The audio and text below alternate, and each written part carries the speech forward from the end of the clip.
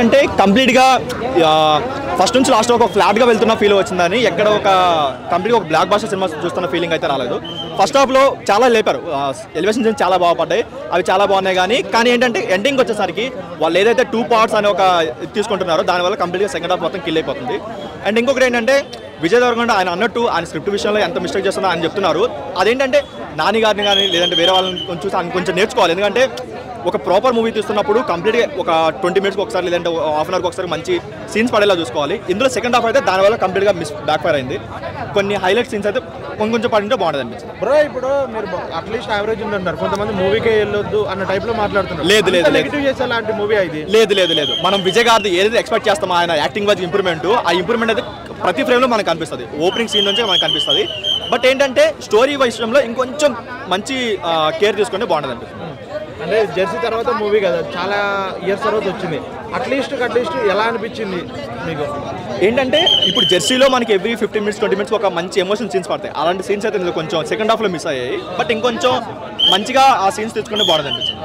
Vijay Devarakonda acting అయినా slang కానీ ఎలా అనిపించింది? ఆయన చాలా ఇంప్రూవ్ అయ్యాడు. ఆయన ప్రీవియస్ మూవీస్ కంపేర్ చేసుకుంటే చాలా ఇంప్రూవ్ అయ్యాడు. కానీ ఒక స్క్రిప్ట్ విషయంలో నాని గారిని చూసి నేర్చుకుంటే బాగుంటుంది అనిపిస్తుంది. సినిమా అయితే హెవీగా ఉందన్న, ఆయన ఫ్యాన్స్కి నచ్చుతున్న హిట్ అవుతుంది, లేకపోతే పట్టు అవుతుంది.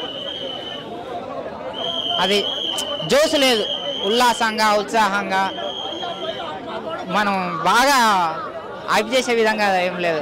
స్టార్టింగ్ నుంచి ఎండింగ్ వరకు మొత్తం సీరియస్. ఏమున్నది?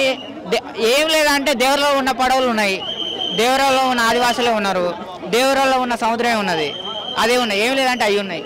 రొమాంటిక్ బాయ్ హీరోయిన్ పెట్టారు, ఒక సాంగ్ లేదు, లవ్ లేదు, సెంటిమెంట్ లేదు. ఇప్పుడు అన్నం తీసుకురానని తమ్ముడు పోయిండు, పోయినప్పుడు వాడు చచ్చిపోయిండు. మరి మన ఏంటి మరి హీరో గొప్పతనం ఏంటి? ఇప్పుడు మన తెలుగులో ఏముందంటే తన ప్రాణాలని సైతం లెక్క చేయకుండా తన ప్రాణాలకు తెగించి వాళ్ళ ప్రాణాలను కాపాడండి రాబాయ్ అని చెప్పేసి అనుకుంటాం మనం.